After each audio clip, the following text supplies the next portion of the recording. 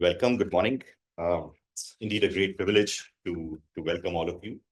I'm just coming back from the US, and there was great respondency on the climate front, and it was amazing how quickly a sense of momentum which was being built can seem to stagnate, lead to a stagnation, and perhaps even uh, a reduction.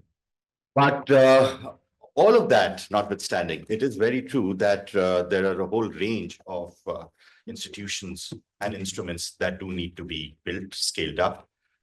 Whether that's at the global or domestically, it's one of the critical aspects of all work going forward is going to be able to keep plugging along.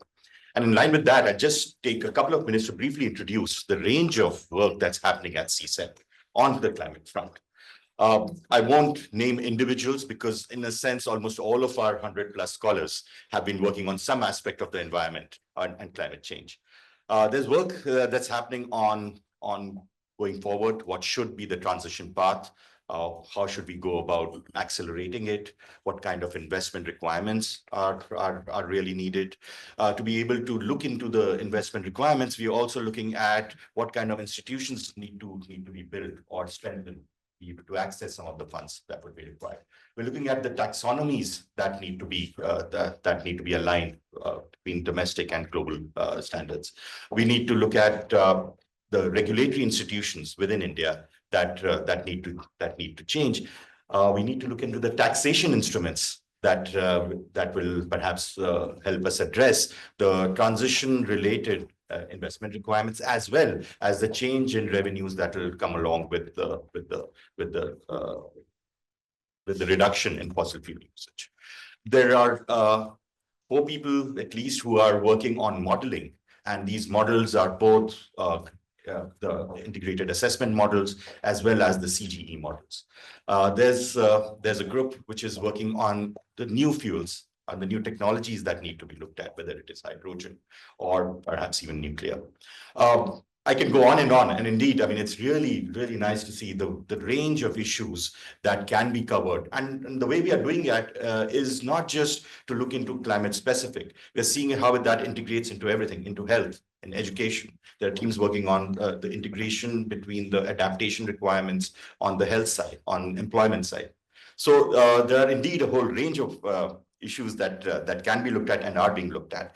And in that line, I think there is one specific area which we are going to talk about today, and which is within this multi-tiered government system that we have, how can fiscal responsibility and resources be distributed to ensure climate mitigation, adaptation, and resilience? Dr. Anoop Singh and Swetha Kolluri's work delves into this question, exploring how principles of fiscal federalism can be applied to integrate climate action across national and subnational levels of government in India. Their insights and ongoing work set the stage for today's discussion. To unpack some of these complex and urgent issues, we are fortunate, of course, to have an exceptional panel of experts joining us. First, our esteemed chair for the seminar, Dr. NK Singh, is India's most seasoned policymakers and economists, currently serving as the president of the Institute of Economic Growth. Dr. Singh has held pivotal roles, including chairman of the 15th Finance Commission, and remains a distinguished fellow at CSEP. Well, I could obviously, I mean, when one introduces Dr. Singh, I could go on, but I'm going to just stop there. Dr. Mani joins us virtually from Hanoi. And he is the lead environmental and climate change economist at the World Bank. He has authored numerous globally recognized studies and policy reports, making significant contributions to the body of knowledge on inclusive growth. Dr. Vinod Thomas is also joining us virtually from Manila, where he's a distinguished fellow at the Asian Institute of Management. Additionally, he is a visiting senior fellow at the National University of Singapore, and he also advises us on our climate-related work. With a distinguished career spanning senior leadership roles at the World Bank and the ADB, and a very popular award-winning course on risk and resilience at NUS, his expertise in sustainable development is unparalleled. Dr. Anoop Singh, distinguished fellow at CSEP and Niti Aayog, brings a wealth of experience, having served as a member of the 15th Finance Commission. Swetha Kolluri is a visiting fellow at CSEP with a specialization in climate and artificial intelligence. She's presently with the World Bank and has previously worked as the head of experimentation at UNDP and India's National Advisory Council. With such an illustrious panel of experts, today's seminar will certainly inspire actionable solutions, or at least that's the hope, to govern, plan, and finance a green future. So thank you very much. Welcome. Dr. Singh, may I ask you to take over? That's you. Yeah. Well, thank you very much. First, let me say how pleased I am to be part of this discussion on a subject which is going to be far more abiding than we think. I, for one, on a lighter vein, do not believe that climate is a hoax and that we need to dig. We might dig deep. It's a quest of every country to get the best optimum mix. But certainly, I think that the issues of an orderly transition to renewable fuels is one of India's very high priority in our development matrix. We have a very distinguished panel here, and I'm happy to moderate this session. I'll make some observations as on the key issues which have been raised in an outstanding paper, if I may say so, Anoop, on the institutions and the mechanisms which can be utilized for purposes of being able to meet our climate obligations. These have been outlined succinctly in your paper. Each one of them would require a degree of elaboration.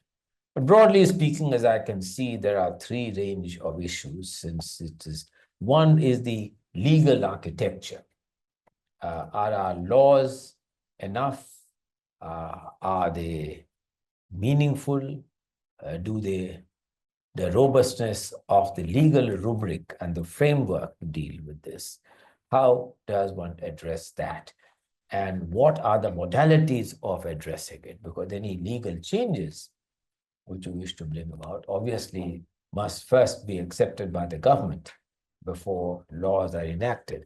Also, of course, there is the added complexity which is embedded in the title of this, because we are talking in terms of fiscal federalism and what would be applicable to the central government would have to be in some ways replicated by the states or having state-specific one. Of course, to what extent in this examination of the legal architecture do we need to revisit the assignment of responsibilities embedded in the Constitution is an issue on which the debate, if I may say so, has been rather scanty so far.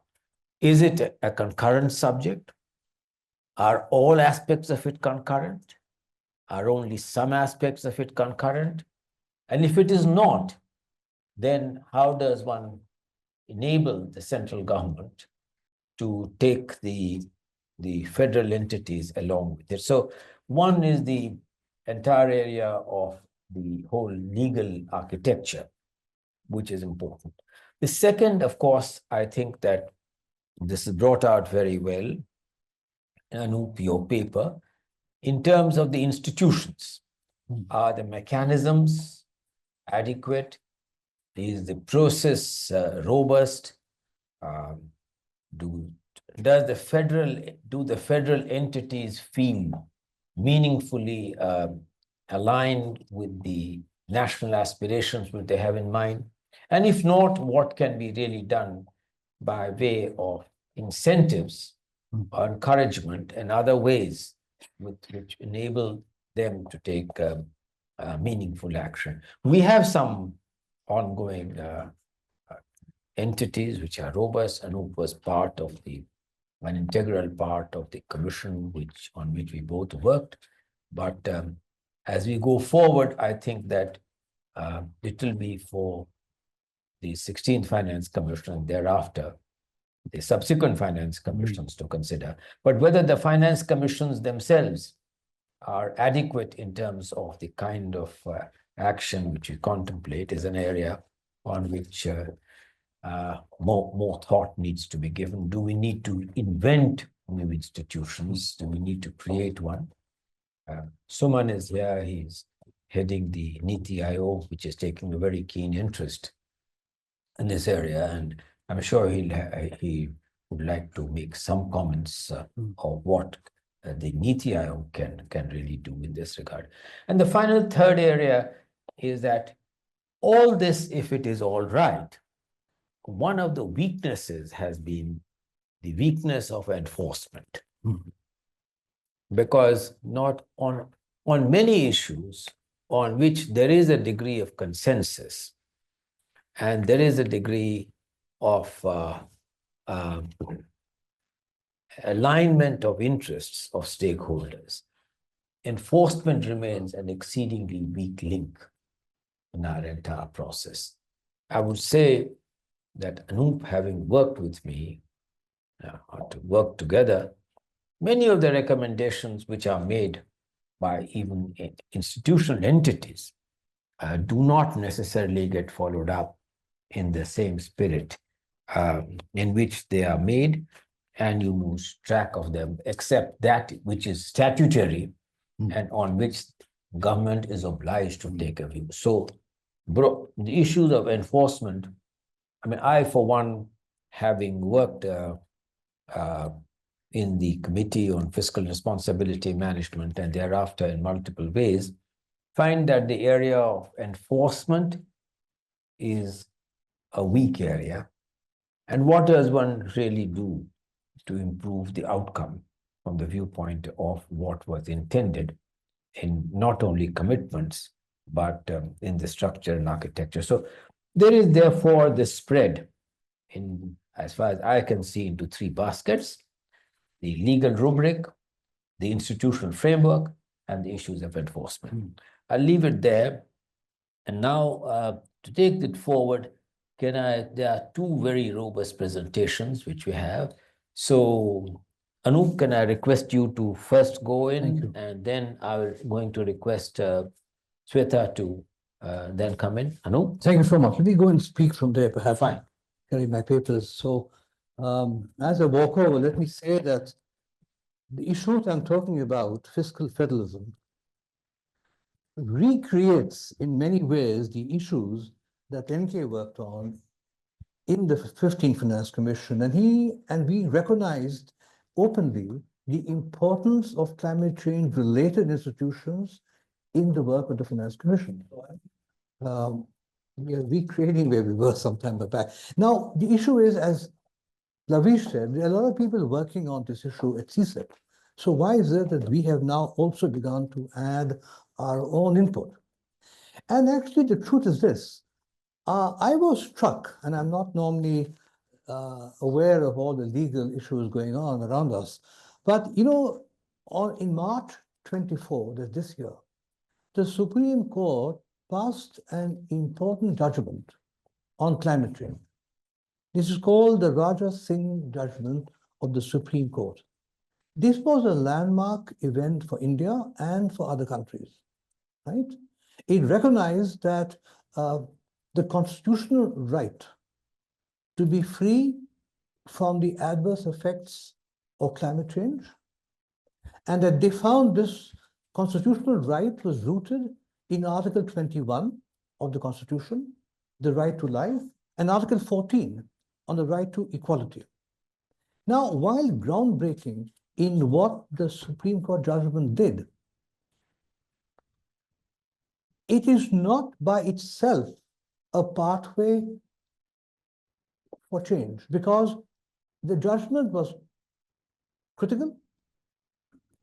It brought attention to it all over the world, but it was limited in scope and does not go where we need to go. But most importantly, it made a number of points. And these points are really the substance of the paper. The first point was the need for climate legislation. And it made the point that a comprehensive climate law for India is essential for all the things we are talking about. Number two, it said we need to strengthen the institutional capacity for coordination with the states. Number three, we need to build institutional capacity at a local level. And number four, the central government needs to provide clear principles and framework of how to operationalize the climate right. Now, this paper builds on these points. The paper tries to assess what is the current federal structure and what needs to be done. Now, I'm not going to go into all our recommendations. We have important other presentations. We've got Swetha, we've got Mani, we've got Vinod, who are experts in this. But I'll make 2 or 3 points very fast. India has central institutions. We have coordinating institutions. We have an institution like the Ministry of Environment, Forest, and Climate Change. We have had some many years ago, created many years ago, like I would say 15, 20 years ago, the Prime Minister's Council on Climate Change. And now more recently, I think in 2020, we have an apex committee for the implementation of the Paris Agreement. So India seems to have these 3 coordinating bodies. However, having said that, there's seemingly general agreement that while these are important steps, they fall short of building a firm institutional coordination for climate change with the states. The main point is they don't have individually or together a framework for state-level coordination with states. And the coordination with states, I think, is a key gap in our current federal structure for climate governance. So what we do is, in the paper, we do 4 or 5 things. We try to see if India therefore needs a national climate law. Now, when you talk about law in India, it's complicated. NK knows I had another period of time when I talked to him about the need for a public financial management law. But this climate law is, the two, by the way, are linked. So if you do have a climate law, which we should have, we also need to have procedures for reporting of data, but let me leave that aside. So the paper does recommend that 112 countries, as far as I've checked, have a national climate law that establishes clear, specific, and legal rules across the federal, state, and local levels. So I think India needs that.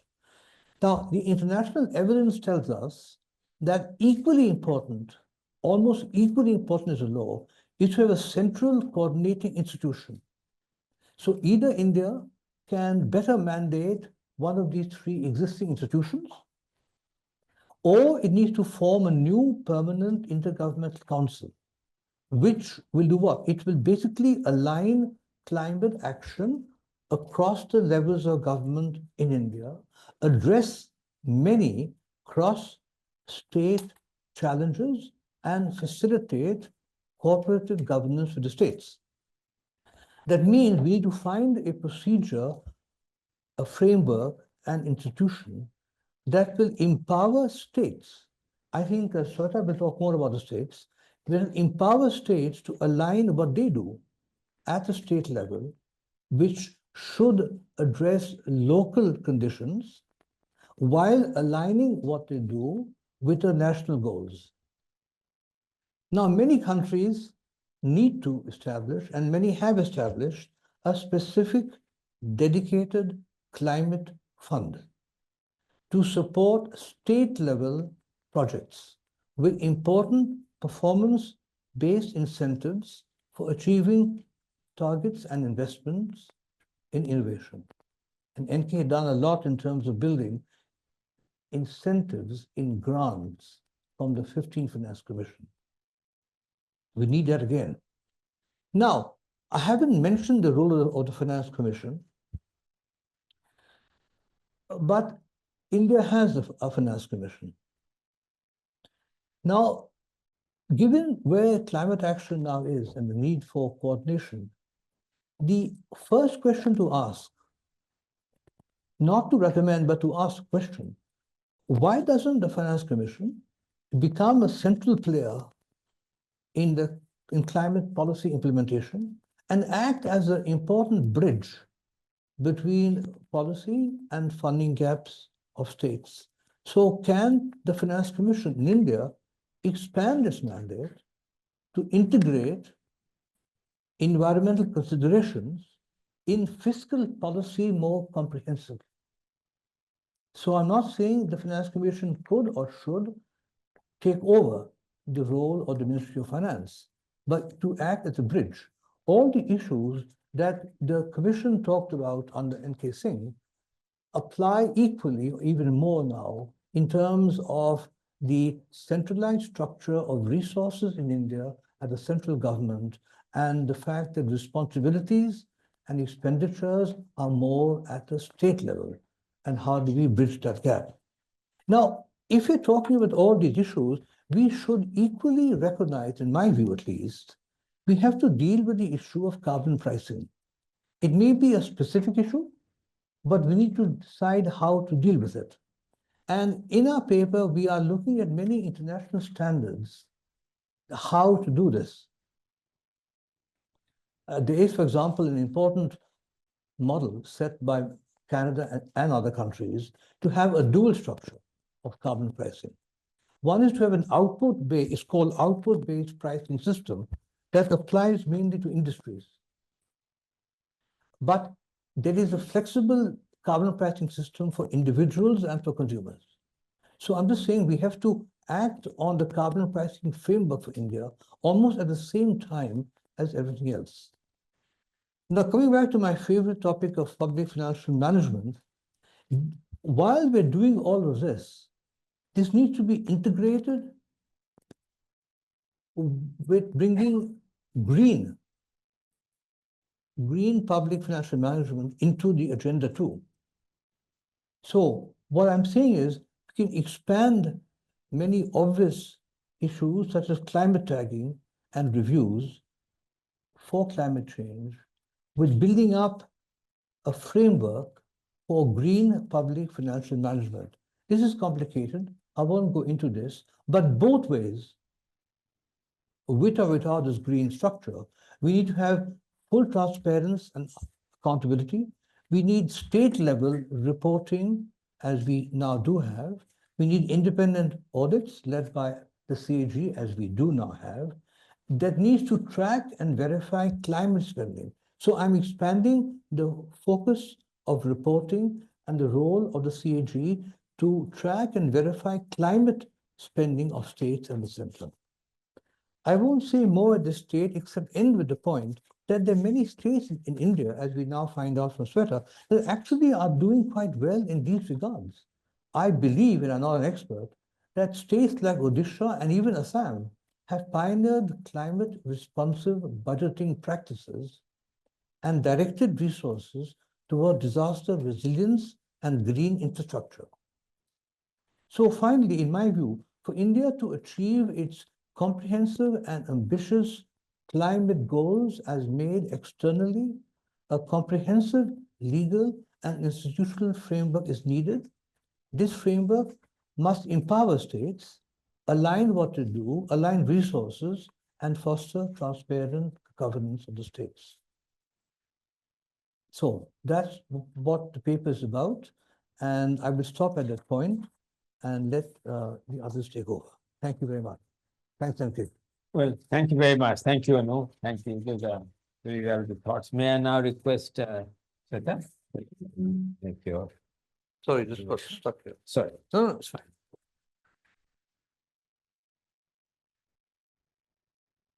Hey, good morning, everyone. One needed again. Can you hear me well? Beyond the Finance Commission, was well beyond it. Something. Yeah. So firstly, I'd like to thank CSEP for organizing this and inviting me here, and Professor Anoop Singh to involve me in this very important research on fiscal federalism. And I can't believe I'm talking in the presence of, legends of public finance, Dr. NK Singh and Dr. Suman Berry. I have only read about you in news, so I'm seeing you for the first time in person, and it's a privilege to present here. A disclaimer first, I'm not an economist, right? And I'm a climate data scientist. I deal with AI modeling, showing where the climate vulnerability is, informing markets, informing governments, etc. So that's what I do for my bread and butter. But I'm an environmentalist at heart, and it is very generous of Dr. Singh to unconventionally involve me, a data scientist, into this conversation. So my perspectives would be more science-based and more from the practitioner's lens. Usually in my field of work, I look at things bottom up. I don't look at things top down. I look at how people are responding. I look at how enterprises are responding, and cities and states and then nations, and take the models all the way to the planetary scale and then bring them back to the local context. So there are zillions of things going wrong in climate change, right? Globally, if you see, Trump has won the election. It's a big setback to the climate agenda. There are deadly heat waves in India this year. The Arctic ice cap is historically low. And we are also seeing that the global terrestrial emissions have increased quite a lot. And the boreal forests in the global north have slowed down on carbon sequestration. So things are going unusually wrong, and the models are unable to capture some of these non-linear changes happening in climate change. So of course, there are many things going wrong, but in this research, we bring in a very, very positive lens to see where things are going, where things are working well. Let's look at some of the positive deviants and examples. And perhaps somebody is thinking, differently somewhere in some context, and dealing with climate change in an interesting way in their own microclimate. Maybe there's a city or a state which is trying to attempt this problem differently from a policy perspective. And let's see if we can look at the trends of positive deviance and come up with something and convene them into an organized effort. So this is what this a part of the paper does. And as part of this research with Professor Singh, we have identified several green shoots happening in India. Of course, we have identified the green shoots internationally, and the paper captures a lot of insights coming from a great number of countries, about 30 different countries, and those insights are being captured in the paper. But at the same time, we're also talking about the good things happening within India, among the states, among the cities, and at a very grassroots level. Okay. So the pulse of Indians on climate change. So this is a research done by the Yale program on climate change. So they captured the public opinion across countries and across geographies. And it is found that for most of the Indians, climate change is a very, very personal lived experience. So a large number of people have had the firsthand experience of the impacts of climate change. So unlike Americans, we have this very much part of our lived experience, and it's not a very distant developed country context problem anymore. Indian enterprises.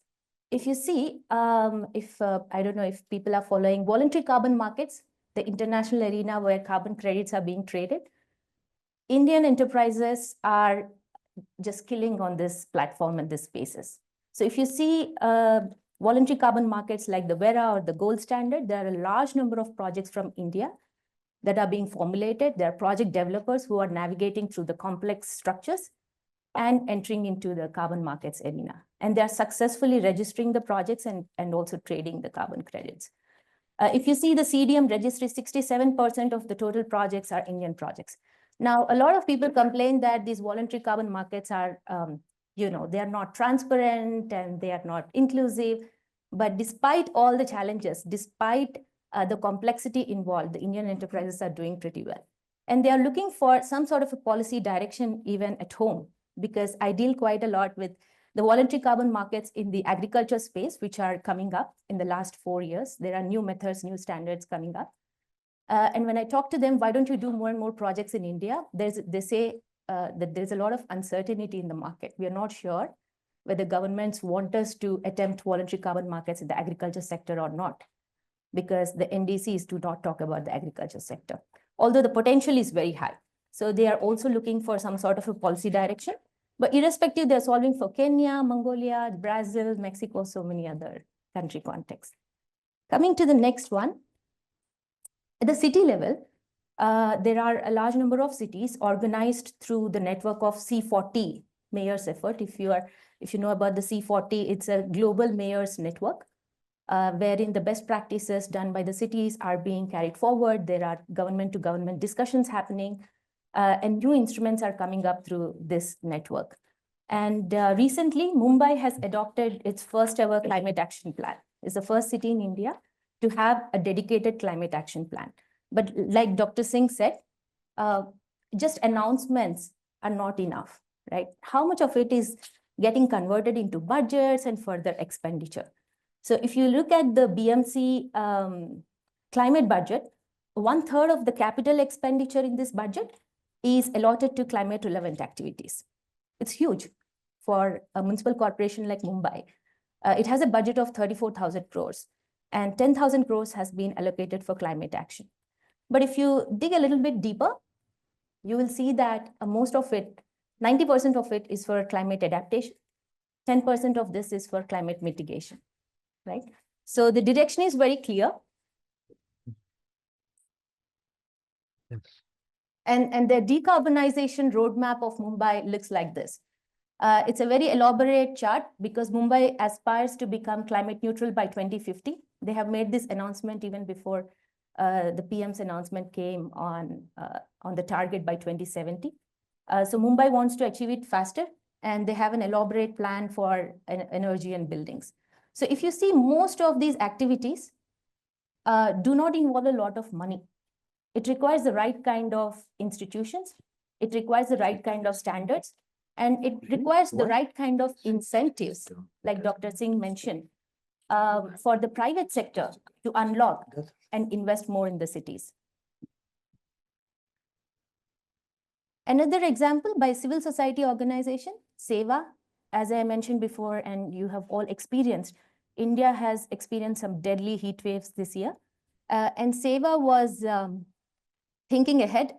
They thought about a heat insurance instrument, which can allow a large number of their clients, the women and the nano entrepreneurs who work outdoors typically, insured through very systematically through an innovative instrument. And about 46,000 women could stay indoors during the deadly heat waves of Ahmedabad. The insurance?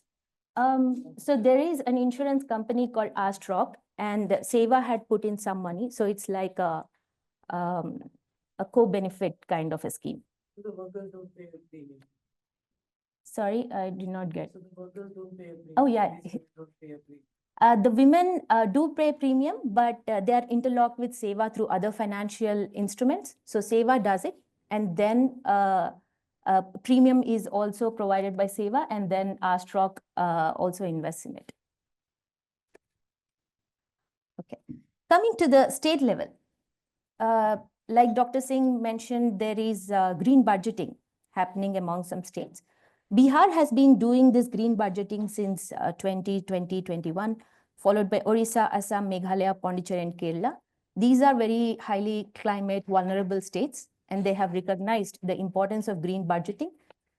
They have shown their commitment, transparency, and accountability to their people in terms of dissecting their budgets and mapping specific activities and heads to the climate agenda and environment agenda. So if you look at an example, like Bihar is one of the first states to adopt green budgeting.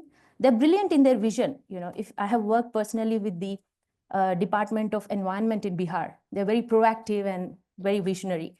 So they have come up with this green budgeting since 2021, and they have been doing it year after year.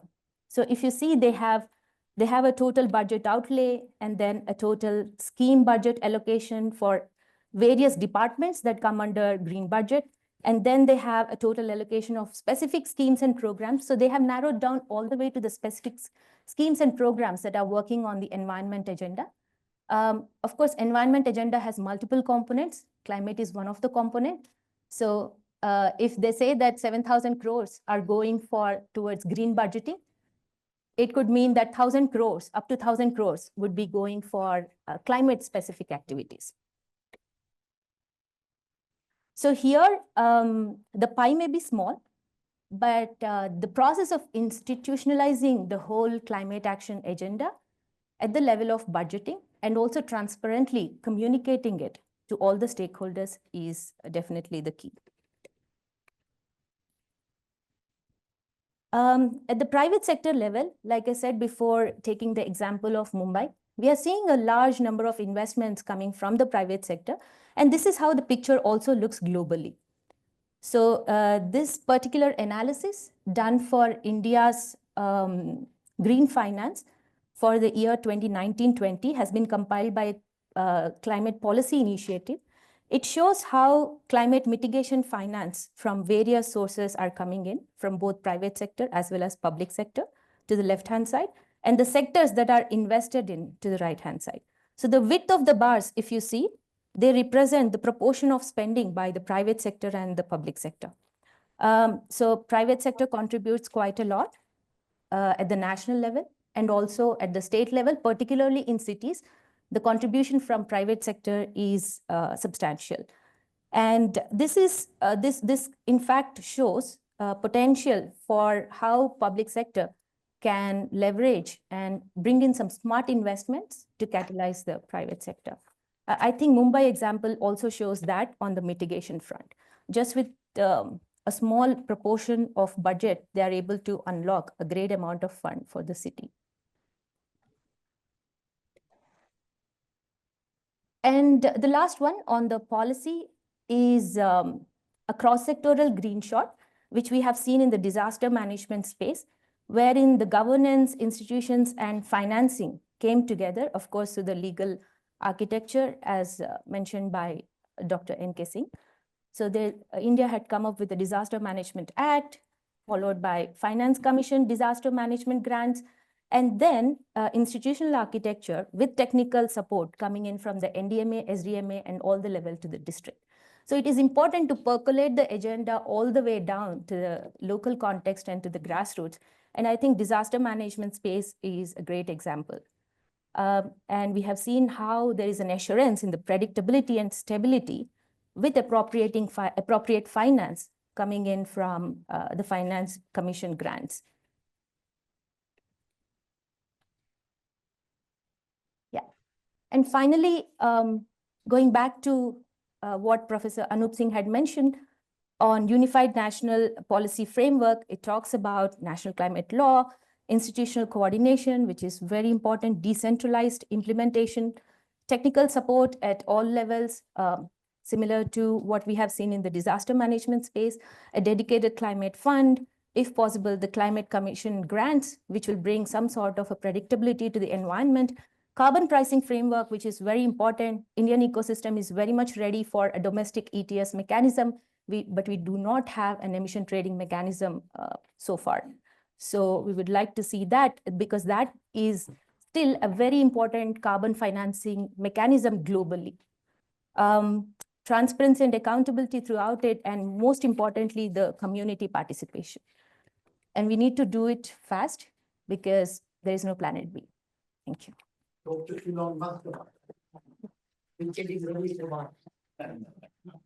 We have many exoplanets, but we still do not have the planet B. Thank you.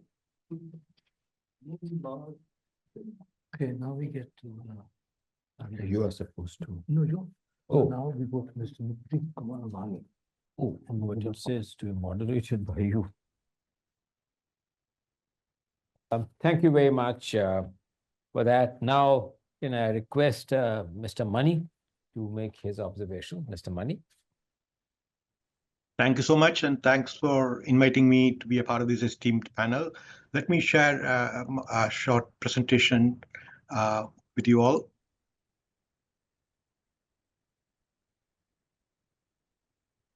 Are you able to see my screen? Yeah. again, it's an excellent paper, very timely. I think from Anoop and Swetha, I think really they kind of hit the nail on the head in terms of trying to look at the challenges of implementing climate policy in India, given the federated structure and the conflicts that exist in the existing system between the state as well as the central government.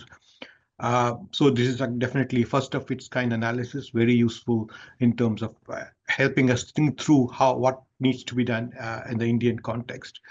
A value added, of course, is of course global best practices that are well integrated into the paper in what's happening in Germany, Canada, Brazil. You get all these different examples and how they can be applied in the Indian context, given the challenge that we face. I think this is extremely helpful.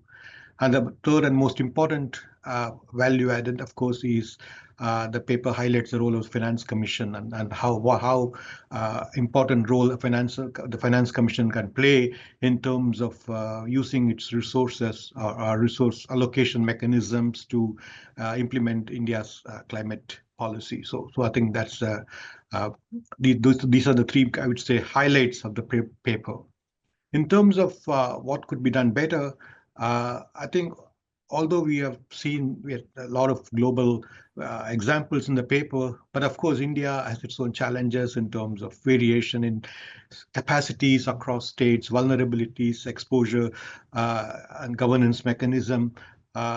So I think it'll be useful to kind of get some sense of, okay, what's happening in Germany or Canada or Brazil is fine, but then how can we take that and implement in India, given all the other challenges that we face across the various states in India? I think that is something to be useful to kind of useful addition to the paper. And also, I found that the recommendations are really good, but I think sometimes I felt they were a bit too general in the sense that I think it'll be useful to come up with a kind of a roadmap in terms of what needs to be done first. Should the Intergovernmental Council come first, or the climate law come first, or a greening of the budget come first? So the paper has several kind of recommendations, broad recommendations in terms of carbon markets, budget tracking, green budgeting, institutional coordination council, and all that. But I think it's useful to have a much more prioritized kind of actions, that can be implemented on a step-by-step basis. Swetha's presentation was extremely helpful in terms of how community-driven actions like the one in Seva and Mumbai are working. The question, of course, is can they be scaled up? What are the lessons that we learn, and whether these kind of things happening at the ground level can actually be done on a larger scale. So that's the biggest challenge in a country like India. There's a number of small things happening all over the country, excellent work, but then the question is, can they be scaled up? So I'll just kind of a commercial break. This is work that I did a few years ago to try to identify what are the climate hotspots in the South Asia region, of course, including India. Under different climate scenarios, we looked at climate scenarios, we look at thousands and thousands of household level data to identify the climate hotspots. And one thing, as you can see here, of course, is there is considerable variation in terms of the hotspots.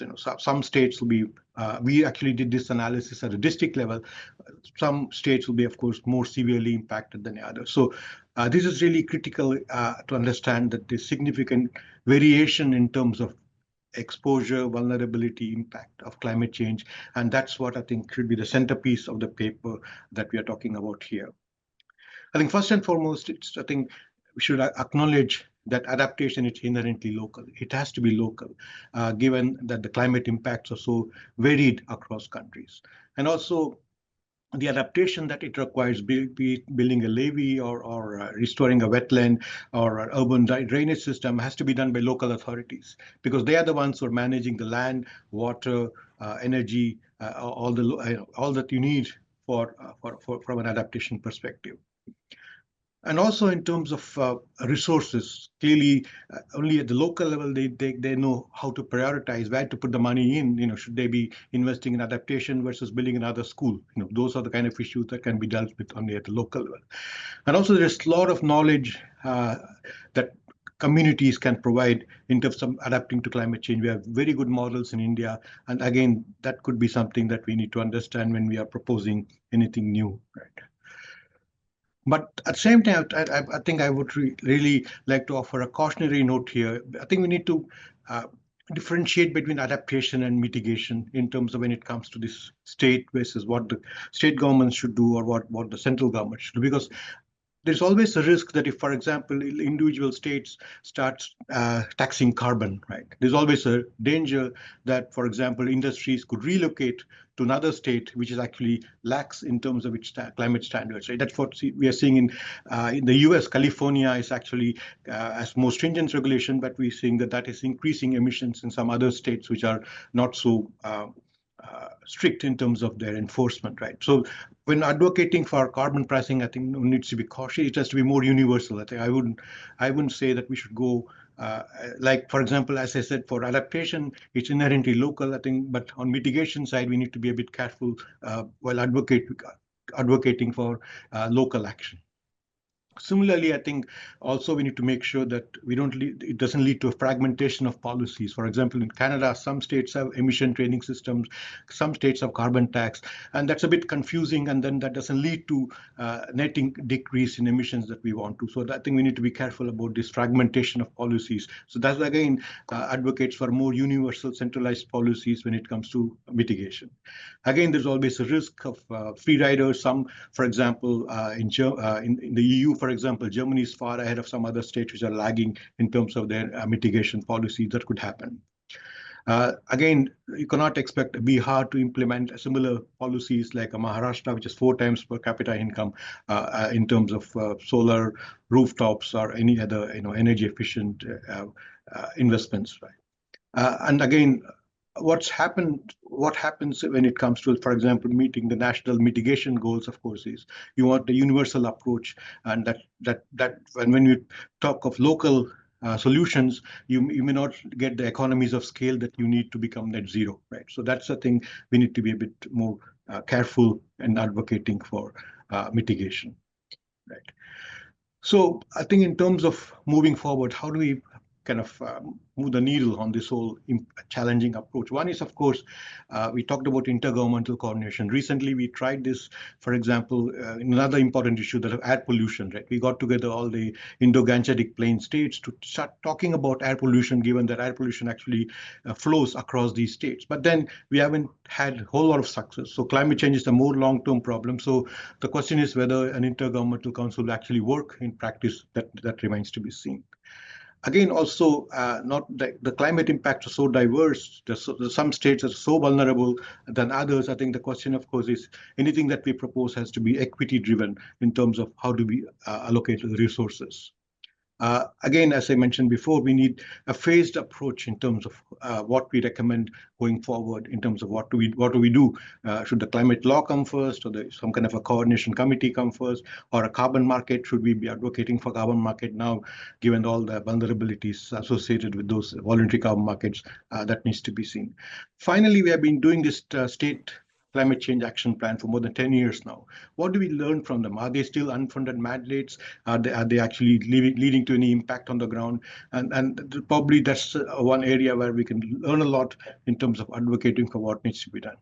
So finally, to conclude, I would recommend 2 things. One is, why don't we start with the climate resilient scorecard, which basically ranks states in terms of how vulnerable they are, in terms of climate manifestations, in terms of their impact on population, infrastructure, the key sectors, their adaptive capacity, in terms of in climate resilient infrastructure, in terms of practices in agriculture, water usage, and so on and so forth.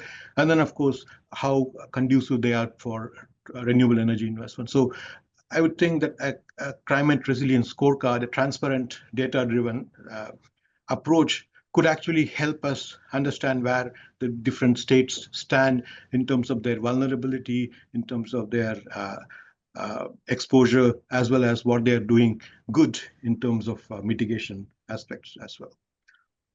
And then going back to the idea, central idea of the paper of using finance commission, right? In terms of, okay, then once we have this scorecard, very clear kind of understanding of what's going on the ground, then we could potentially have a risk-based allocation mechanism where you allocate resources to the most vulnerable regions, right? In terms of heat stress or in terms of flooding and so on and so forth. That's one way to go about it. Once you have a transparent kind of mapping of the various regions. Or it could be a performance-based grant where actually you reward states that are doing well on mitigation side or on adaptation side. Or it could be some kind of a conditional transfer where you basically look at an outcome-based approach where you then reward certain states based on the outcome that they promise to achieve and if they achieve those outcomes. And also a transparent scorecard of this nature can be used, for example, to leverage other kinds of finances in terms of, let's say, green bonds or climate resilient bonds, other kind of fees and other kind of resources that can be generated both from the public sector, also from the private sector in terms of like public-private partnership and so on and so forth.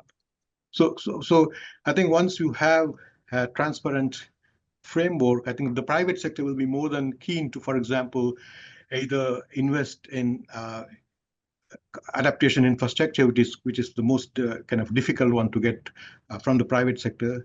But then if we can come up with some arrangement where the private sector gets some brownie points for investing in climate resilient infrastructure, then definitely if you have a transparent mechanism, which could be a part of the corporate social responsibility or some kind of a commitment from the private sector, it will help in terms of both for the government and also for the private sector. So I would think that this could be a kind of a good starting point where you start with the finance commission and you can start actually think through how resource allocation mechanism can be implemented so that you kind of are able to deal with some of the key climate change adaptation challenges.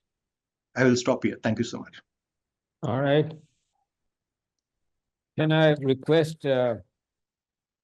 Vinod Thomas for his observations? Thank you very much, Dr. Singh. I think time is running out. Please be brutal to stop me. Would it be 10 minutes, 15 minutes, whatever? I have quite a few things to say relating to this extraordinarily important paper, but I really think that Dr. Singh I understand. So there is a hard stop at 12:25. So can I request you to make your valuable observations in about 7 minutes? Because okay. Because the point is that I would certainly want to hear Suman. There's a Q&A, and there are some important issues which have been raised on which I will be greatly remiss in not making one or two observations. So all yours, Vinod. Okay. So first of all, this paper, we all said that it's very timely, but it is a make or break paper in terms of moving the needle on emissions. I believe that the principal purpose of climate policy are twofold: mitigation and adaptation. Emissions are baked into the system, so countries and states in India need to take the lead on adaptation, and the budget needs to go there. But on mitigation, you need rules and regulations. It will not happen with private sector feeling good about it. So in that sense, the paper's recommendation on the legal framework, that's still a framework, but nevertheless, moving in that direction is probably the single biggest recommendation that we have.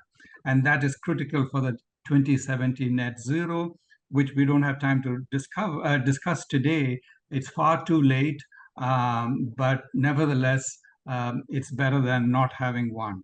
And then the second byproduct of the report is that the states that lag, the states have high potential to cut emissions.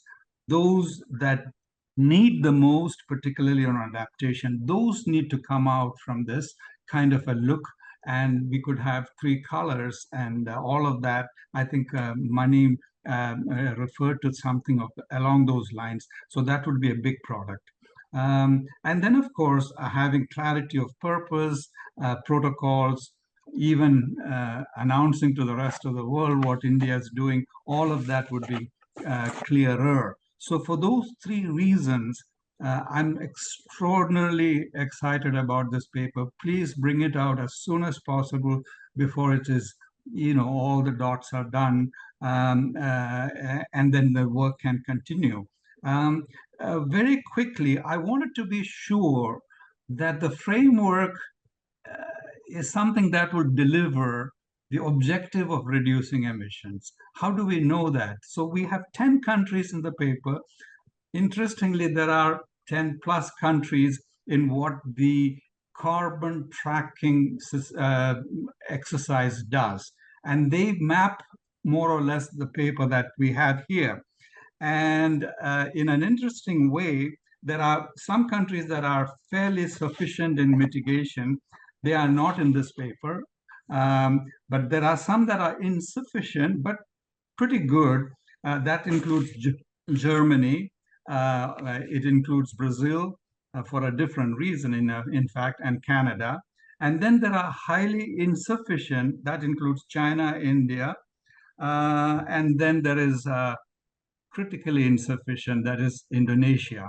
So we have recommendations or things to follow in the last.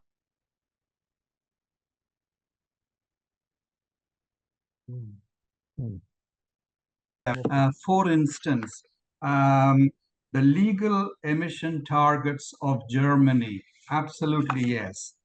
The flexible carbon pricing of Canada, absolutely yes.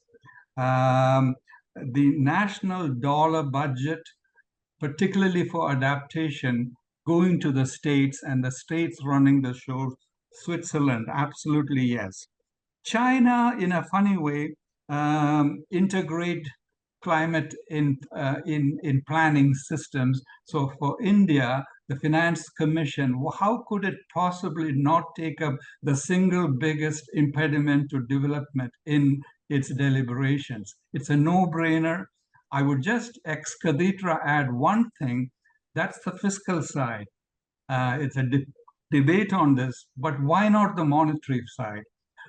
Reserve Bank of India has done one of the best papers on estimating the GDP loss just from labor productivity of 4.5% by 2030. So they are ahead of the curve. So there is a question of independence, but it's not inconsistent with incorporating both defensive policies like monitoring and all of that, and insurance, etc., but also proactive policies, possibly, and this is a bit of an anathema to economists, subsidized interest rates for renewables. So, and then what not to do, I would say Indonesia, decentralization, great, but the emissions story is terrible, and it's just going the wrong way.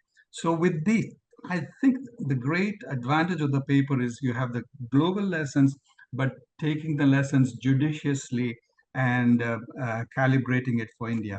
Just a final word.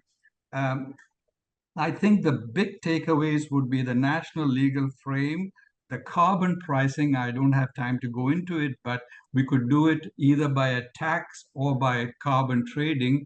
You can do a combination, and I wish I could explain, but I think for India, doing a combination would be absolutely great because you get revenues out of tax as well. And then there is an interesting paper by Gupta, Das and Gupta from ADB, which compares the application of carbon pricing in 10 Asian countries, and very interesting results. New Zealand comes out high because it does auctioning, and also it relies more on absolute as opposed to intensity of GDP. So that might be something in the paper that you might want to take another look and favor more absolute rather than intensity. And then finally, just a couple of comments on what Mani's great presentation. I would say climate change is not a long-term problem. I would characterize this as a short term. It's now in terms of the damage it's doing.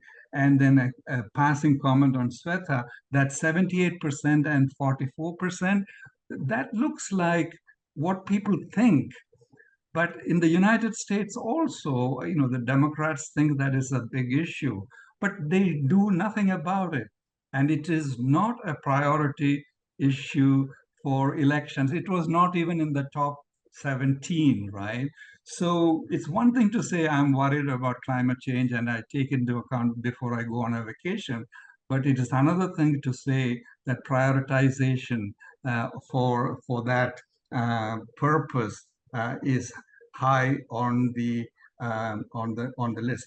In India, the Chennai floods, the heat waves of Delhi, Patna, Rajasthan, all of those point to the urgency of action on both fronts, adaptation because the horses have left the barn, and mitigation because without India and China and US and Russia and Japan mitigating, all bets are off. All the other discussions can be put on hold if we don't mitigate. So this paper is earth-shaking.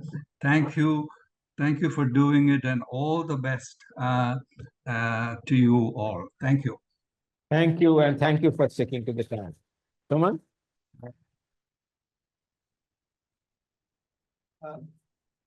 My thanks to the organizer for shoehorning me into this.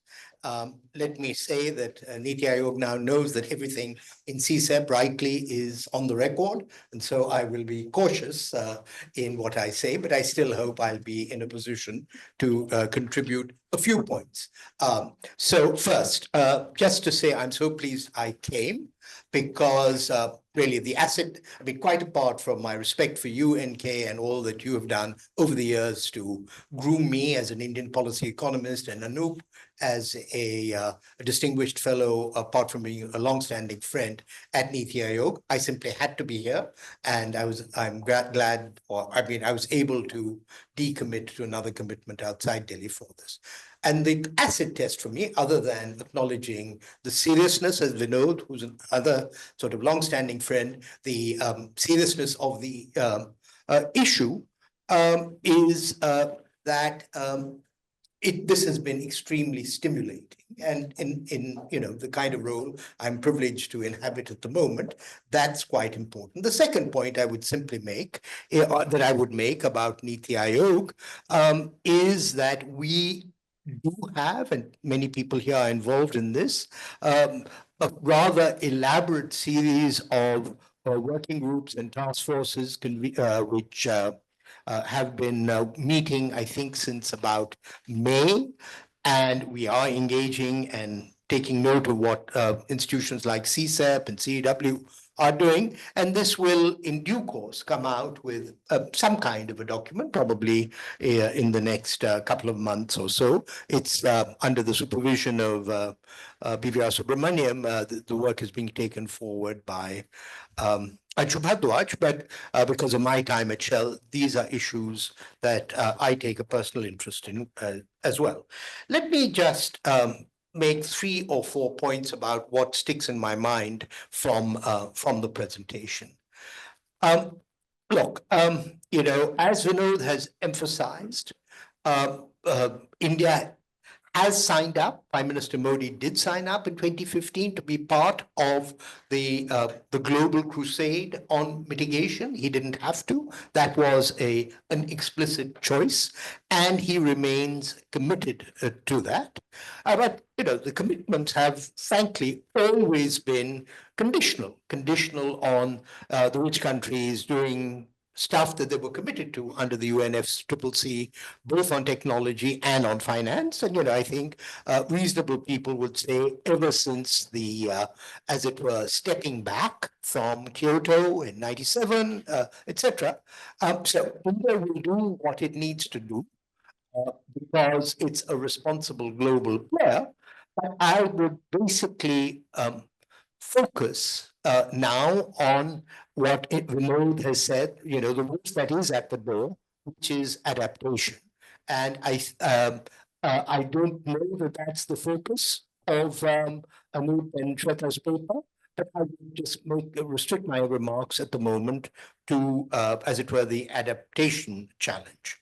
But before I do that, I think we need to think about why mitigation will provide incentives for Indian industry in particular and other parts of India to other entities in India contribute.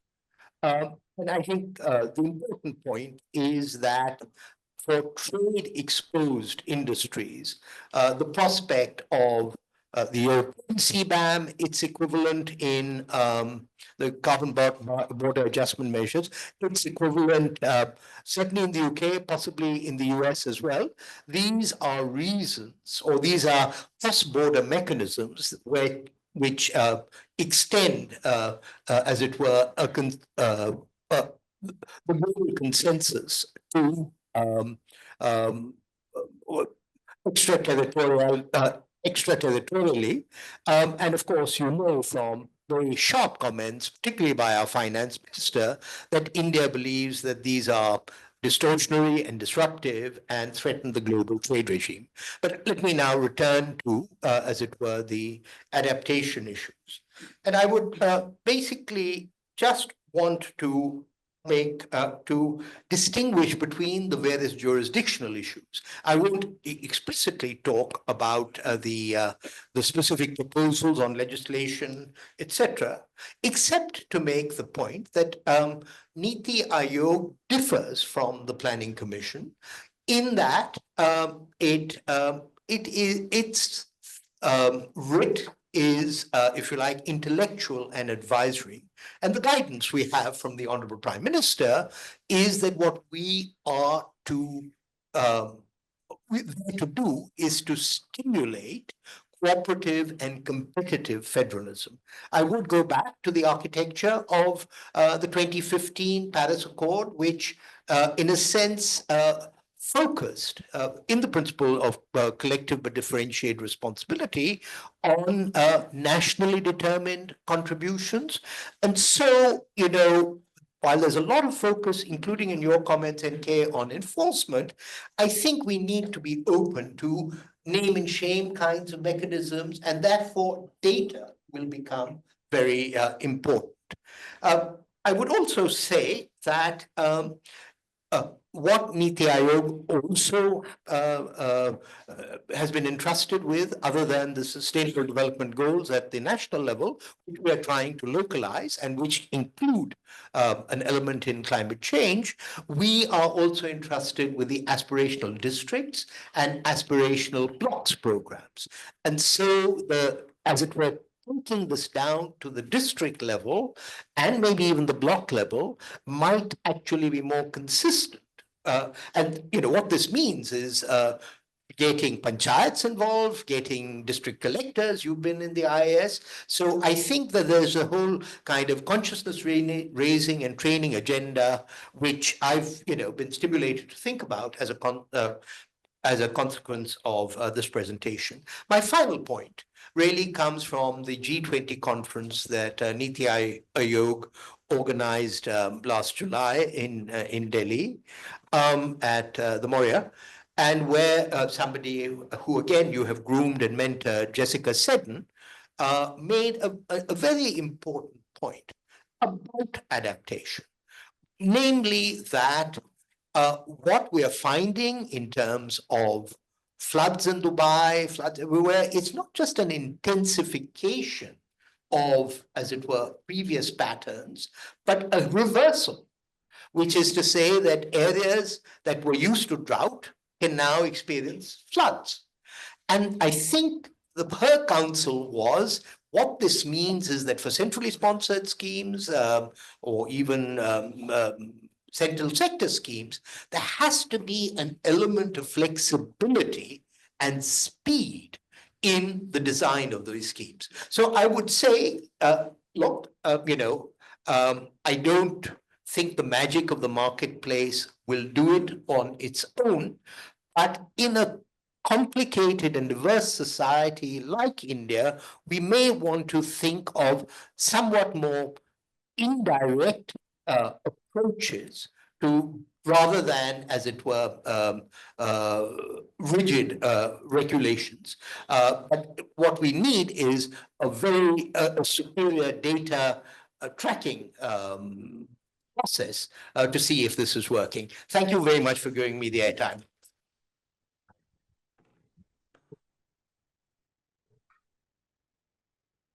Well, we say that this has been an exceedingly rich set of presentations and very valuable inputs by all the people who have spoken. I think that everyone has made a number of important suggestions, some of which are quite tangible. I think that if I might begin in the reverse order, I think that the observations of Suman is exceedingly valuable in highlighting the ongoing work of the Niti Aayog in its altered, so to say, the functions and the enormous work which is going on in the Niti Aayog, under no doubt under his leadership, and operationally in terms of the CEO of the Niti Aayog. We would await all that,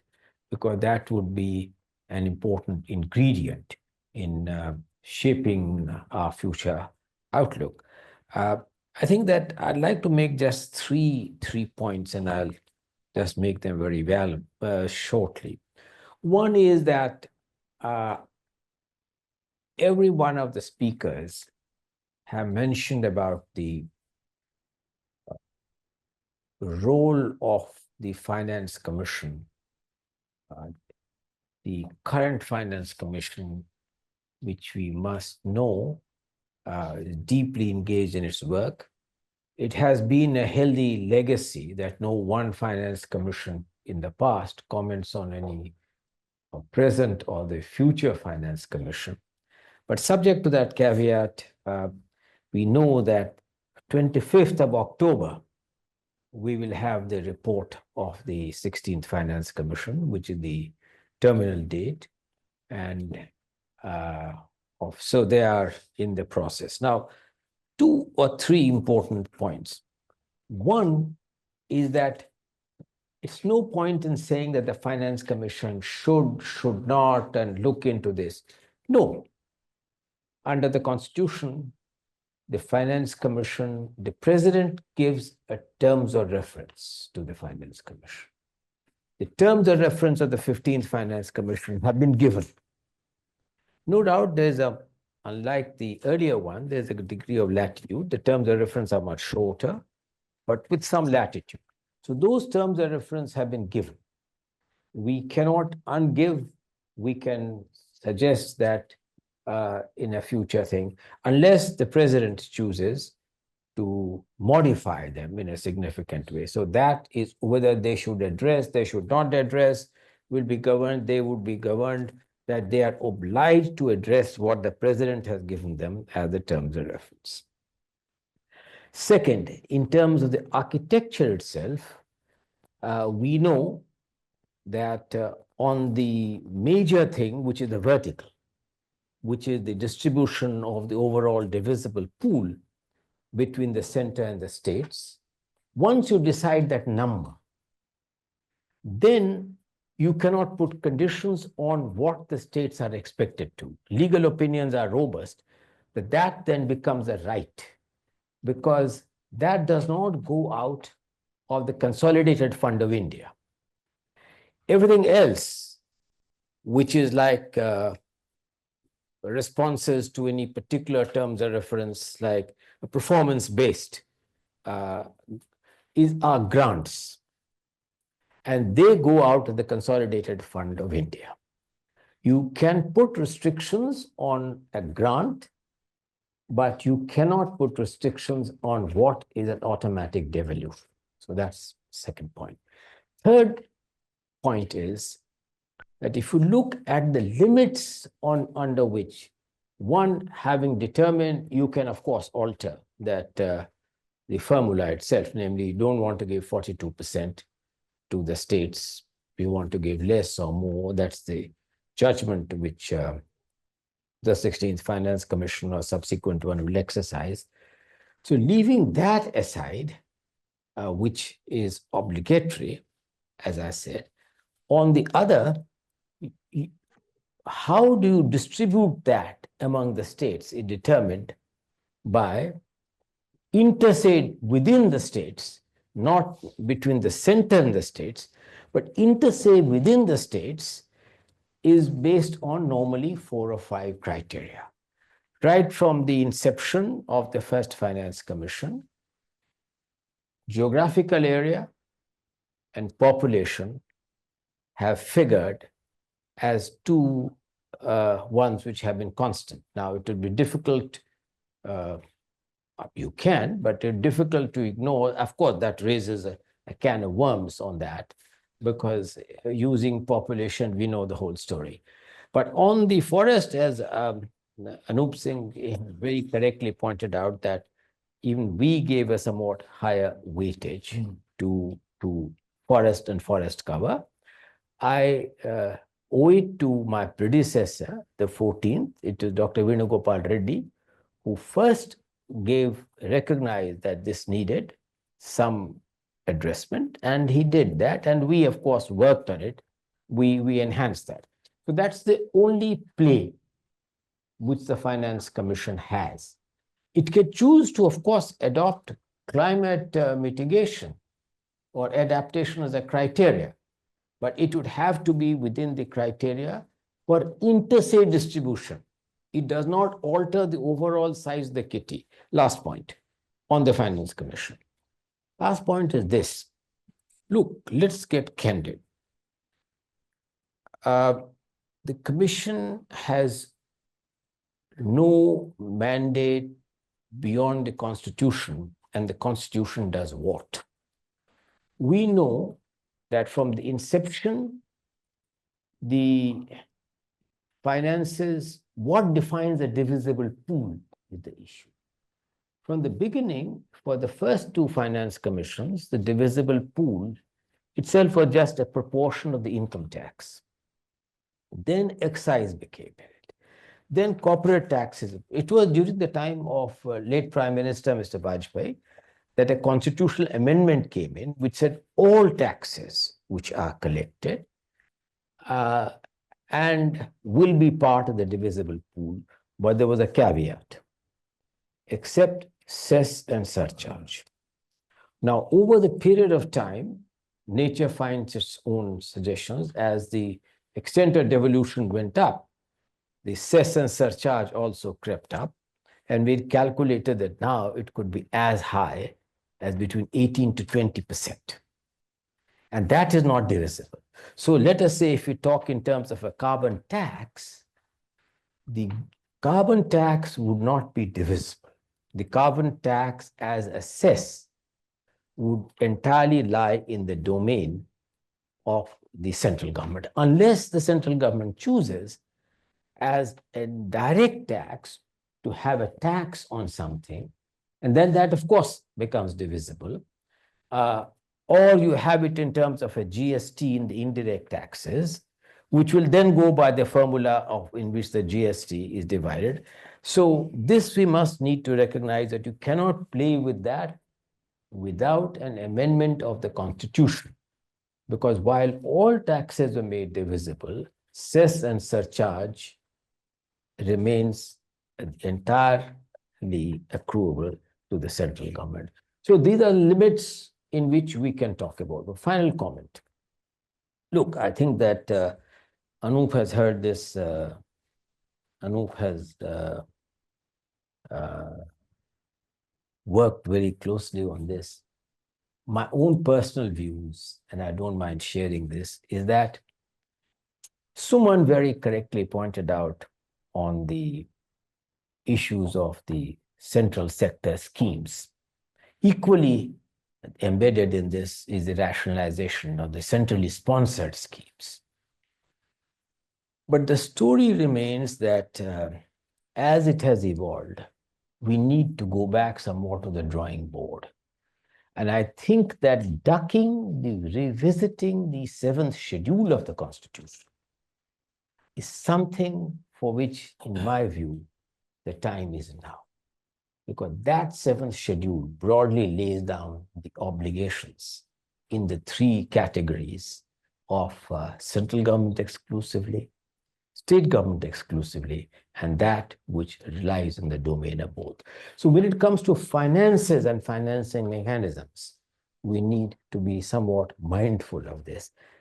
I would be remiss if I did not comment on something that I fully agree with Vinod, and Suman also alluded to it, on a legal rubric on whether that requires a very significant, it's easier to state in principles, but what should be the framework of a national overarching law?